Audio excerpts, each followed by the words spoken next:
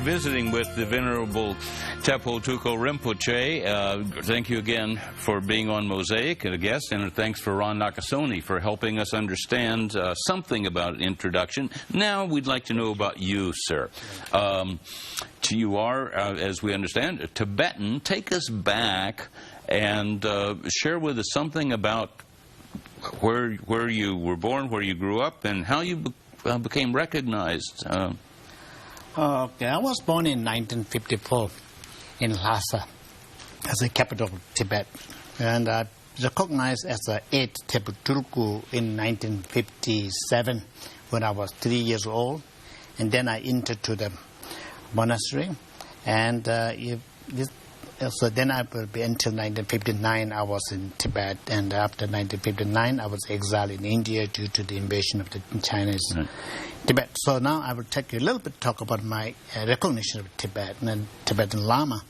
When I was 3 years old, some monks came to visit my family, and that was like and suddenly there was like 6 monks, and there's one monk is very close attendant of the previous Tepo 7 Tepo Tulku, but he pretending like a behind, it doesn't ignoring me, and as other 5 monks came to looking for me, try to talk to me, but I think I was a little boy, 3 years old boy, just right where to jump on the right monk, and he jumped on him, and then he lost his emotional kind of like then he really felt like too very close, and then kind of like a recognition, kind of like each other for like a best friend, and the little boy had no fear to be that person to be and even the mother was kind of like surprised why the little boy went jumping there, and this is the first we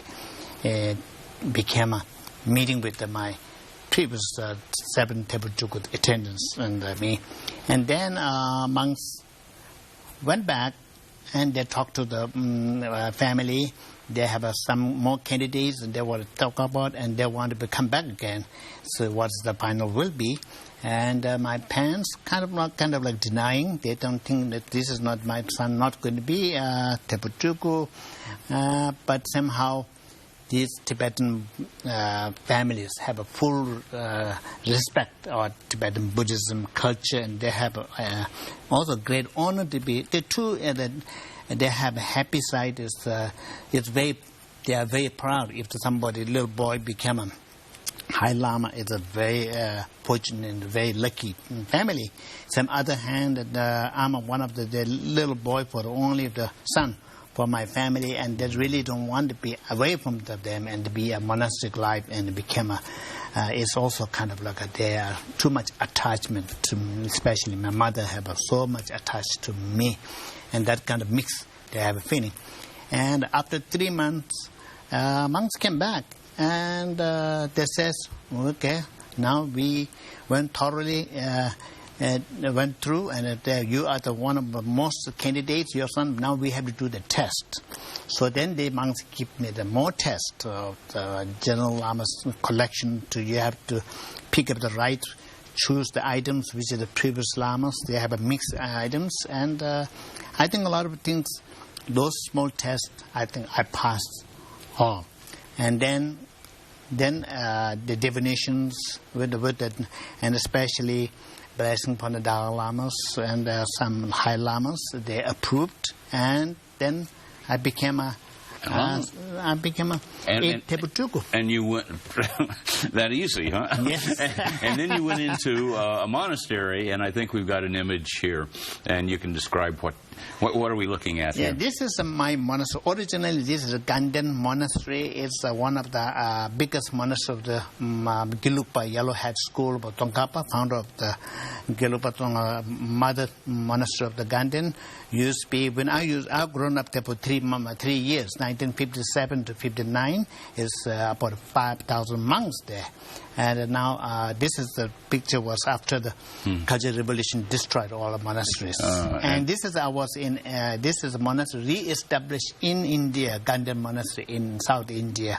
And those are the new monks coming in to study, and there are some kind of activities. Here the picture shows some kids having some problem with the heads, and I was and I think we have another image of you here as a somewhat younger man. Yes, this is I was on the front of the first left of the second as a Tepu Tulku. I was 1962. I was 6 years old. And this is when I was 1961, a young Lama's homeschool. The very important memory of my life. This is very special for me because this is a whole different schools, Lamas or young Lamas all together here to study. I studied for the Tibetan Young Lamas homeschool for 3 years. And one of those lamas, many lamas were passed away already, but there are still very popular lamas here. Trungpa Rinpoche is one of the well-known in Western country, was also in that school. And at present, there's a Lama Sripa Rinpoche, is still very popular in international, well-known. He's still right now traveling, and he's in that part of our school. Well, we've gotten you that far. Tepo Tuko Rinpoche is our guest, our honored guest, and when we come back, we'll learn more about what happened when he came to America. Stay with us.